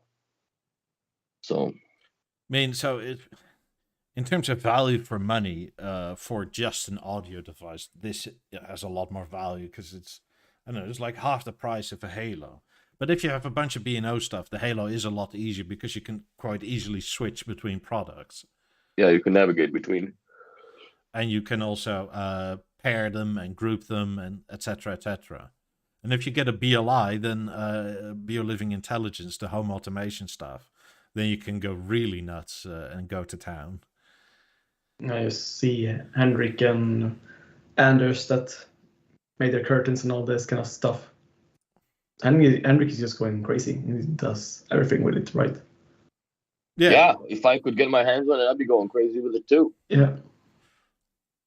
I haven't fully got an answer to that, by the way. We'll talk about it more later. Yeah, no, that's fine. But I'm going to end up with one anyways. Wherever I end up in Arizona or Florida, I'll just order it from them. because I'm not going to take my BeoLink gateway with me.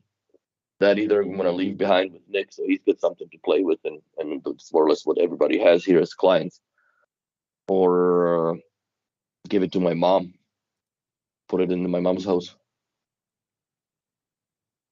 Yeah, You're gonna start all not? over again. Fucking toothpick and reset, bro. I mean, why not? If you live in a different place, sufficient things are different, aren't they? Yeah, but I guess that when he knows one system so well, he doesn't just take it with him and. So well, I can just take the file. I don't really need, like, you know, I can see. But the problem with that is, what are the odds of having a similar layout, right, in a place that you go to? First of all, second of all, what are the odds of those macros making sense in that layout? No, I in some agree. ways, right? And also that you.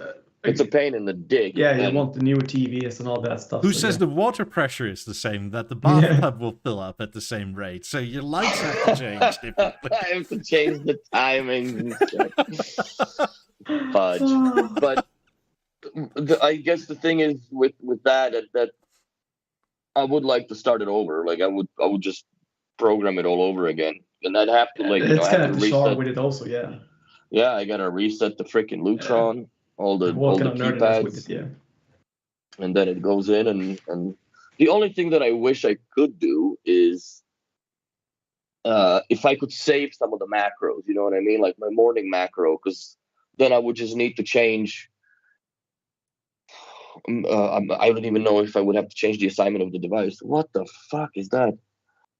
What do you have? We look up, like, what the hell? What are these speakers? Obviously, Bowers and Wilkins Blue Room Dada baby speakers. I'm at a loss for words, bro.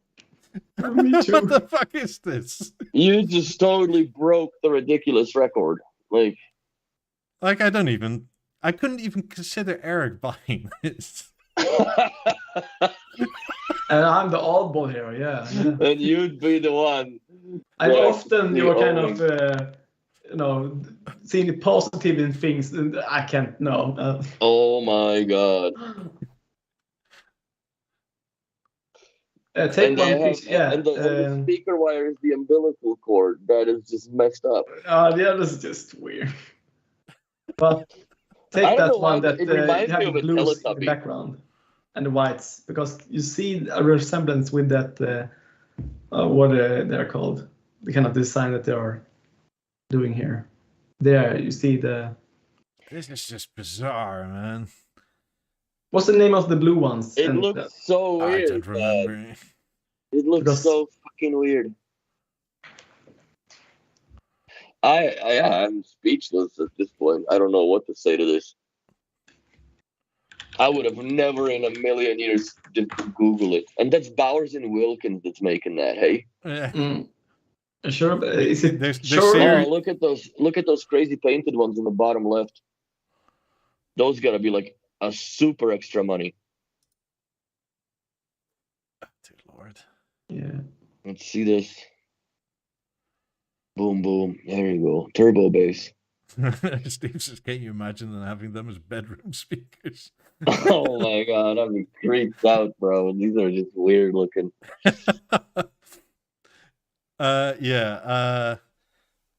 Generic enthusiast, I hate you now. Why did you have me look this up? Yeah, they should put like 2 tweeters on it so it does have like eyeballs, so then it's looking like it's screaming out of the bass driver.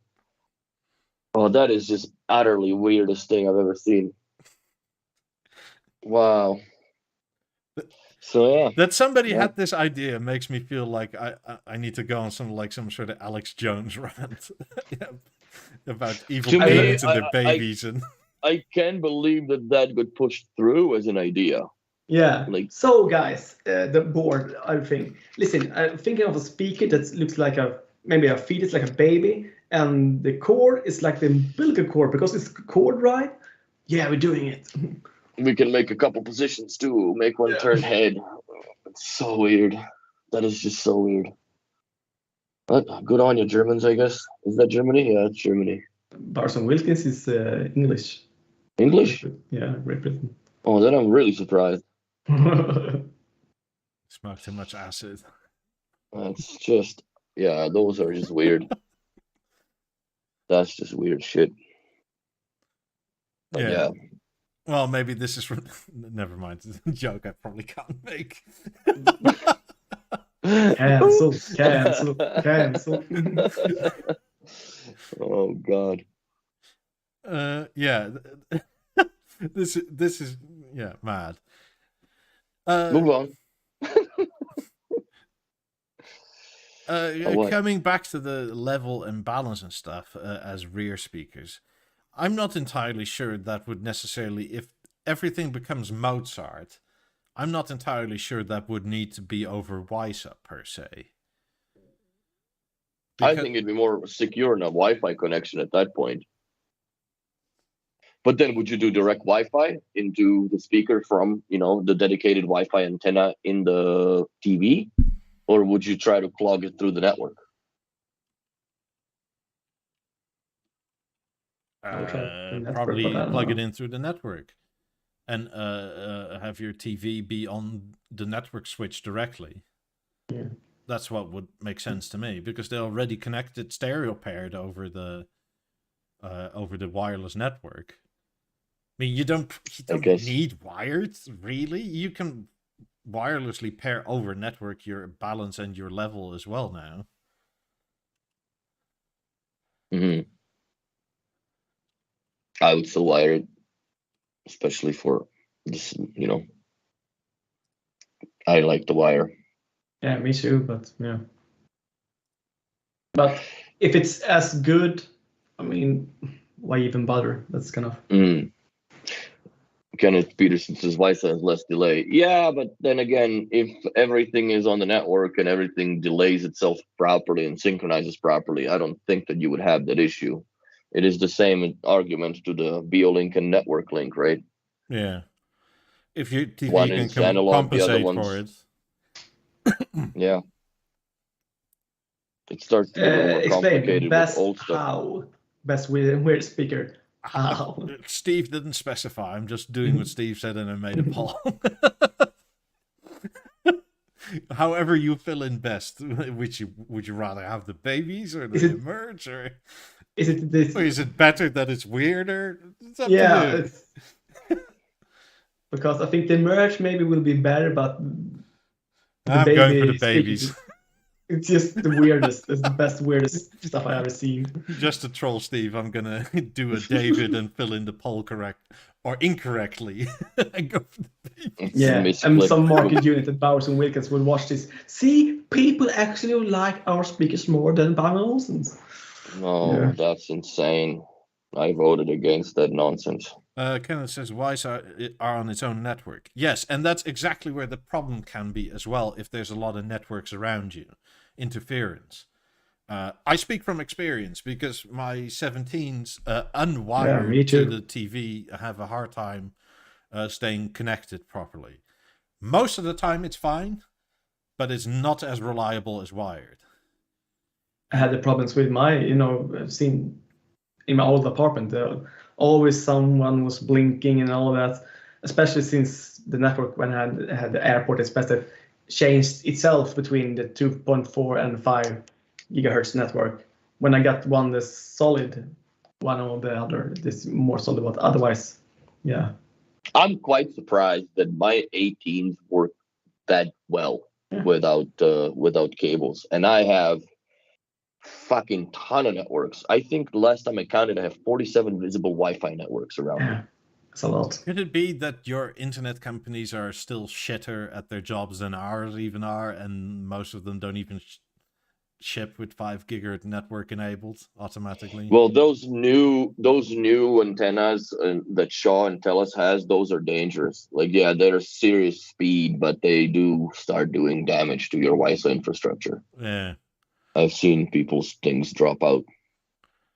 So, I mean, WISA, in terms of if you have a house or something where you don't have excessive amount of networks around you, is an excellent. I love the tech behind it. It's just that as soon as you have routers that don't adhere to the 5 gigahertz spec, they may fall into the WISA range, which, I mean, like one of the worst ones is the Apple router that they used to sell. Because somehow that device detects when it's tested and then is within spec, and then as soon as you plug it in at home, it goes out of spec because that gives you better performance. And if you want the best WISA, great, you think. Unless your neighbor has WISA-enabled devices, and then it's just shit out of luck. Yeah. Exactly. I mean, so if I lived in a house with no attached neighbors, or where it's like maybe 1 or 2 bars, I don't suspect it would be much of an issue at all. No, but when you're cooped up against, stacked in the apartment, that's a different story completely. So. I mean, yeah, like Kenneth, I don't know how much a lot of like the devices aren't necessarily the problem. It's the amount of routers with a sending signal that are the problem. On that frequency and channel, yeah. Yeah. So it's like, it doesn't matter if you have 20 or 100 phones in your room. If the client side can handle that, it's fine. But within range of especially this 17, because it happened less to that one somehow. So that can also sort of tell you, because most of the Ethernet and internet comes in here, and most of the people in this building have their router behind like that speaker there, and that is the glass side, so it's not like encapsulated. I can get, what is it, 40 plus networks? So I have to look again, but sometimes I really have to go like in my phone if I reconnect it, like which one is mine again? Yeah, so the argument is, and what your point is making, that you spend a ton of money on B&O that you can afford a router. It's not your router, bro. It's the douchebag beside you that just bought shit off Amazon, hooked it up, and all of a sudden your speakers are conked out, and you have $10,000 network infrastructure. It does not matter. That little $200 piece of shit from a next door or a floor above you will ruin your shit. That's the problem, or that's the point. That it's the same thing. Like, I have no control over anybody else around my apartment. I'm not going to go around knocking everybody's doors and buy them a fucking new router, right? So I can, make a big enough bubble so it doesn't interfere my wireless speakers. So there is a point to where it becomes dangerous. Would be nice. You get a router. I mean, Yeah. WISA is a good fallback tech.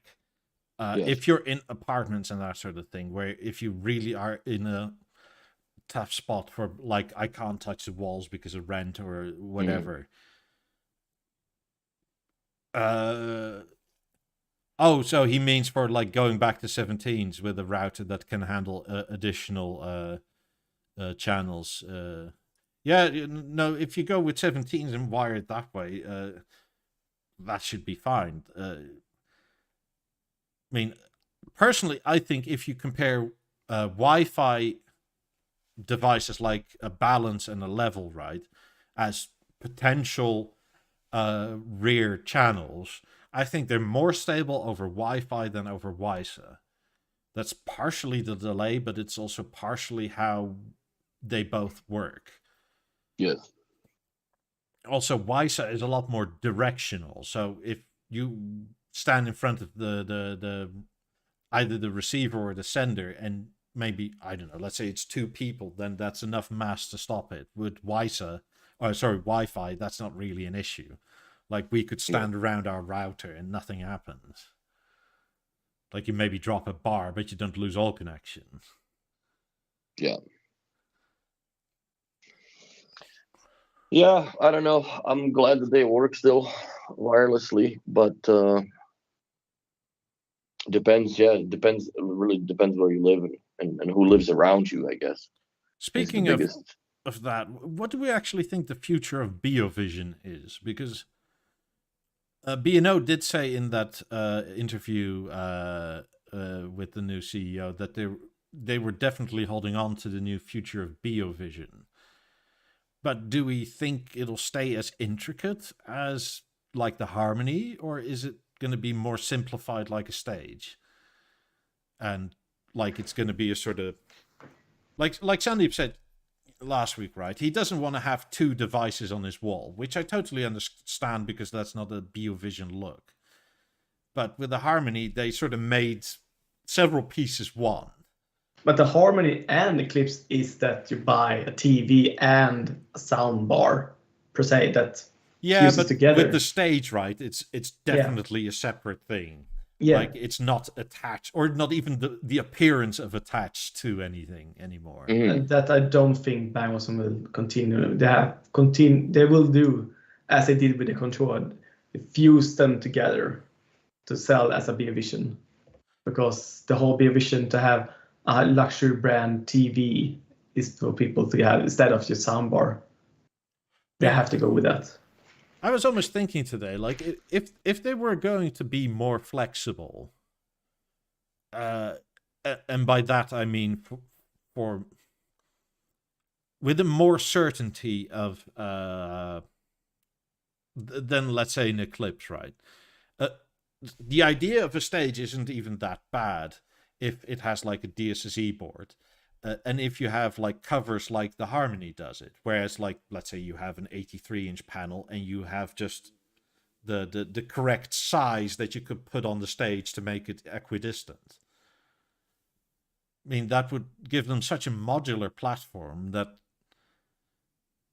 I would almost forego the motion. I love the motion of the Harmony, but since LG is going to come with silly sizes and different sizes that are quite large, I mean, personally, I wouldn't, if the price is anywhere attainable, I wouldn't be against that 97-inch OLED. It fits here. It'll definitely fit in America. Why not? But that will never be an option for B&O if they don't have a modular system where they can just adjust that length via a cover, so to say. I mean, maybe I'm the only one that could do that, or like envision that idea. But no, like an 83-inch Harmony would be great already. The TV panels is already a modular thing that they have to change or have different sizes and all that. So yeah, why don't they do everything just modular? That everything they have a stand, 2, 3, 4 stands that fits 2 or 3 kind of speakers, and those kind of speakers are depending on 55, 65, or 55 to 65 inch, a 75 to 85, and just that kind of because thing. I mean, you now have the G1 83-inch, which we still haven't seen in a Harmony, and we'll have a G2 panel, which supposedly is again improved. Not that it matters all that much, but if they want to sell Harmonies, I think they should make one. But if you look at what the current Eclipse is, it's almost in a way limiting that you have a cutout where the screen sits in, right? Surely there must be a better way to give that more longevity, to sort of sit it on top of it and in a way hide that to a degree. I don't know exactly how you would do that, but surely their engineers could fix that out. Yeah, I think they will do it. Just place the TV, just 2 kind of brackets, and just depending on. But yeah, I don't know. I like the Harmony concept. It's a little chubby, that's for sure. Oh, I like it too. And I mean, for the immediate future, I think they should make an 83-inch, because the panel is so much cheaper than the 88-inch. And you'll sell more of them for the people that want a giant TV. And that last, like 77 to 83 is already kind of an upgrade in that it's even bigger. But the upgrade of 77 to 88 in price is like, holy fuck, that's like 3.5x for a little bit. And if it's like $3,000 more to get to 83-inch from 77... meaning it's not even half compared to 88. No. Like, why are you not making this? It's just covers on the bottom. Yeah, I remember the 75 and 85 and 55 Avant back in the day. That a dealer told me that they sold more 85s than they did 75s, and even 55 and 75 together would be like 85s, because people want them ones? big. Yeah, The older ones, yeah. yeah. I mean, I Because- personally even wouldn't even mind if the like a stage-like design was simple and there's no motion. I mean, upcharge me up the wall for it. Like, make it $6,000 or whatever for your B&O Magic. But if that means you have screen choice of basically whatever, yes, please.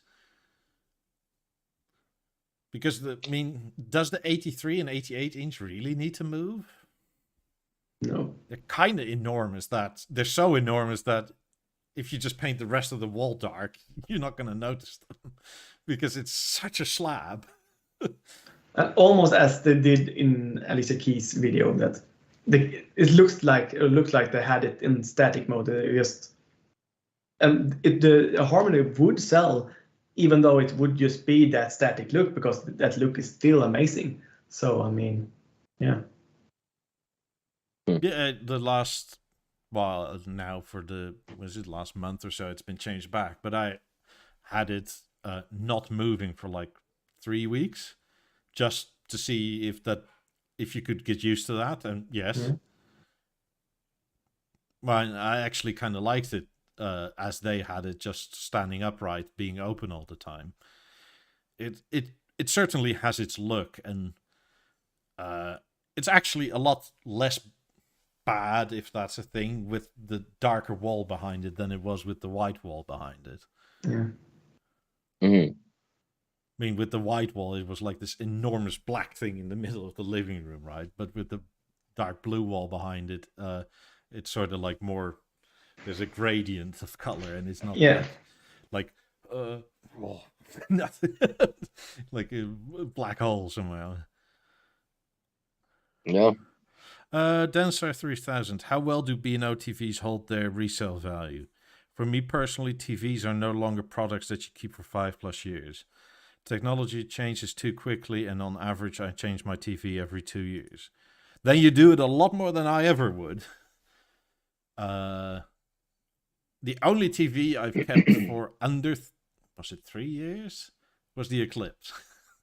That's the only one. Every other TV I've had for 5+. For me, it was Avant. Or I was kind of like that before I bought a new TV every second or so a year. But the TV that I kept the longest is the BeoPlay one. That one is from like 2012 or something. I use it every day. I have a Beovision 9 at my mom's house that still works, no problem. Yeah. And quite honestly, she watches fucking Home and Garden show on it, so who cares? 1080p is just good enough for that. TV works no problem, and it's good for the most part. 15 years old now, because it was a Mark III, and the TV came out in 2008. And it's a 55 or 52 or 50 inch. Yeah. I think it's 52 or something, right? Because I bought the TV not too long before we split up with my ex. I mean, with TV regards, wasn't the issue. With regards to tech changing quickly, the B&O side of it, like in a Harmony or an Eclipse, is basically just stripping the sound out of it. And I, for the life of me, can't figure out that anybody would actually need anything above 4K 120 hertz for the next 5 years. For me, it's just... If you say my Xbox does 4K 120 hertz, yeah, my ass it does. Like, it says it on the tech specs that it's capable, but it doesn't actually do it. Mm-hmm. But for me, it's very different between OLED and not. It's a when the Avant, the difference in between Avant and older generations of TVs back then, it's just, I can see the difference. But between Avant and the OLED ones, it's just, god damn, it's a big step. And it just, that's the reason why I bought the clips that I designed that I didn't really like that much, because the screen was that much better. So as long as that keep those kind of... If you look at the same generational change, right, is there that much difference between your Eclipse and your Harmony? No, that's one. No, not one. I mean, and that's like 3 years difference between those two. Between the... Because you have the Mark I Eclipse still, right? Yeah. Yeah, you have a C9 Harmony? It's not the Harmony, it's the Avant, so... Yeah, but currently, what you have now. Yeah, Like, so those are just that's I like feel 2.5 like- years between those Yeah. TVs. But for those, I feel they are the same. That's one reason why I kept them both, because I feel like they have the same system, they work at the same time. So even though the menus are a bit odd, but they're the same compared to the old TVs before OLED. There's a big difference, I think. So I don't know. I still prefer the Avant's picture for some reason, like on movies and stuff. I don't know. It's just a little warmer. yeah, Avant is more surgical, but I prefer the or the OLED Avant. personally. Yeah, I OLED don't is the one I dislike had. the Avant. That's not it. It's just no, the it's the same. absolute blacks. Beovision 11 on Apple TV 1080. I mean, it's amazing good screen, amazing. But still, if you compare to OLED, it's just goddamn. Yeah. I don't know. I will end up with the Harmony at some point, because I'm planning on buying that. And I just wish almost again. likely leave. I'm always talking about this, but for Bangolufsen to do smaller TVs, and with the new CEO, he told that Bangolufsen said that as long as they do OLED in smaller format, we'll pursue that. But when will it be? I don't know. I'll see that. Yeah, the Avant is. I just love that TV. I love the movement of it and everything else. And I put fans in it, so it's not gonna die anytime soon. But I would like to get into the new shit, especially with the menus, like you're saying, because that is something that I have the menus from all the Bio systems and this like in the back of my head, but I don't remember the new menus, like on LG TVs. Like there's so many more options to tinker with and so on. Yeah, but for me, I got the BeoPlay TV here. They use the system that we used to, and I get the newer ones. But the transition between them, it's nothing. Don't even think about it. I don't even think the resolution change is that important. It's nice on the text spec, right? But if you sit like 3.5, 4 meters, 10 feet away or something like that, a good quality 1080p versus 4K, the difference is minimal. What makes a bigger change is HDR and that sort of stuff. Mm-hmm. Or just what the streaming source is and how they deal with or Dolby Digital or the Dolby Vision. That makes such a difference, even if it's some 1080p. streaming source is it's just shit, and someone just I can take an old Blu-ray and watch it and just god damn, it's good quality with the Oppo player, and I see the same stream from a shitty service and it's just god damn. Yeah, I mean it's one of these things like I love Beano and their Beovisions, because Beovisions are, again, badly marketed in my opinion, because it's like, ooh, see, it moves, and that's about where they leave the marketing. You never get like, oh, you can attach 22 speakers to this TV, and you never need an AVR, and that sort of thing. It controls everything with one remote. It's your home the hub. TV, the hub, the cinema experience, everything that just so amazing. The LGs with the perfect OLED, quality, and the sound is just cinema experience again. It's just. So does the tech change? Incrementally, but not all that much. I mean, your C7 panel handles 4K picture just as well as your much bigger 77 Harmony. I mean, the biggest thing I was surprised by from going from my Eclipse to the Harmony was actually upscaling. But if your source is already 4K, it doesn't matter because you don't use it. Yeah. I mean, it was more so SD TV that looked a lot better on the C9 panel than it did on the C7. But, I mean, as tech goes on, also the regular terrestrial TV stations up their resolutions. Which panel do you have C9. on your Harmony? Yeah, C9. Same with me, right? I mean, yeah, I've looked at the CX and the C1, and I have no desire to upgrade that. Yeah, not yet. Like, that's what I say. That's not that big leap, so we're worth it. I mean, it's a bit brighter. I already think this is too bright. Yeah. Especially in my cinema. So when I see the cinema experience that I use when it's everything pitch dark, when I use it when it's I have my windows up, can't see shit. So yeah, but back when you are actually in that dark room, that big screen on that intensive vivid mode or something, people like that, you burn your eyes out. Yeah, very intensive. See you, Kevin. Yeah, it's, I don't know. I mean, this LG announcement that they're going to make a 97-inch OLED, which is 4K, so it's not that silly 8K nonsense that you can't use, has intrigued me quite a bit.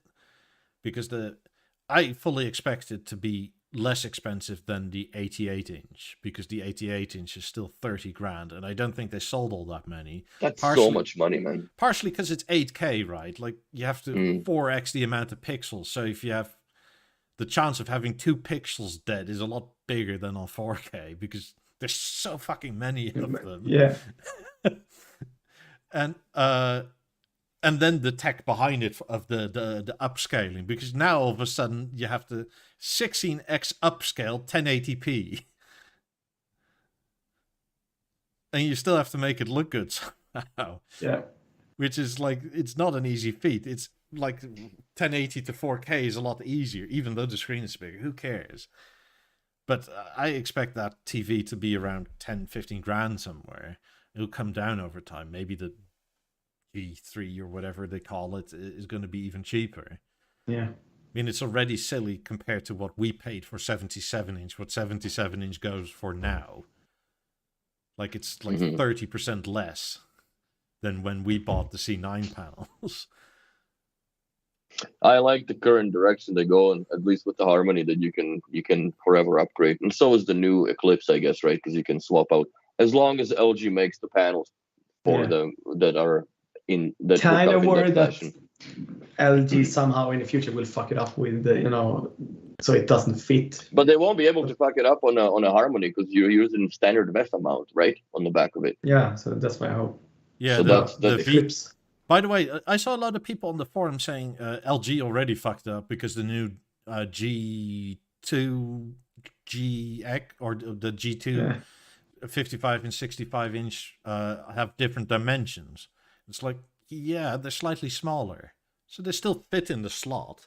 I mean, maybe if you look over the cover, you see. I mean, they said the total bezel was what, 6 mil less. So like, ooh, you have 3 mil on either side. I wouldn't give a shit about that. You didn't even recognize the bezels on the generations that we had. So yeah. Yeah. I mean, so the G2 will still fit, unless it's become significantly thicker, but I doubt it. Mm-hmm. Yeah, but anyways, I have to go soon. Yeah, so we're gonna call it in that case. Thank you everybody for watching. Please leave a like and subscribe. It helps out a lot. Especially smash that like button. There's 54 of you here. Yeah. Do it. Do it. You could get at least 20 before we're out of here. Thank you, Twitch. Thank you, YouTube. Hope you all have a good week. We'll be tomorrow on Twitch, and for members of the YouTube channel, same time tomorrow. 8 p.m. local. There's a join button downstairs. Thank you everybody for watching. Hope you have a good week, and see you next week. Bye. Bye.